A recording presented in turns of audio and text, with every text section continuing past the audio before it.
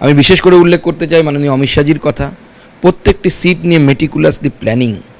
চাণক্য তাকে এমনি বলে না। উনি গতবার বলেছিলেন এইবার 200 পার, হয়নি বলে অনেক কিছু শুনতে হয়েছিল আমাদেরকে।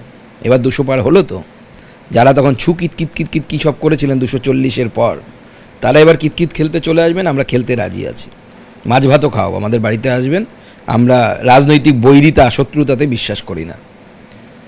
এবং তারপরে তার মাননীয় গৃহমন্ত্রীজির যে প্ল্যানিং, তাকে নিচে যারা নামিয়েছেন, মাননীয় সুনীল বানসালজি, মাননীয় ভূপেন্দ্র যাদবজি, তার আগে থেকে মঙ্গল পাণ্ডেজি কাজ করছিলেন সংগঠনের জন্য, আমাদের মাননীয় অমিত মালব্যজি, পরে এলেন বিপ্লব দেব ত্রিপুরা থেকে। মানে সব মিলে একটা সুন্দর সিম্ফনি তৈরি হয়েছে। প্রত্যেকে নিজের নিজের রোল প্লে করেছে, একটা কনসার্ট তৈরি হয়েছে। কেউ তবলা বাজিয়েছেন, কেউ হারমোনিয়াম বাজিয়েছেন, কেউ গিটার বাজিয়েছেন, এবং একটা সুন্দর মেলোডি তৈরি হয়েছে। আর সেই মেলোডির নাম ডবল ইঞ্জিন সরকার, নরেন্দ্র মোদীর সরকার, রাম রাজ্য প্রতিষ্ঠা হয়েছে।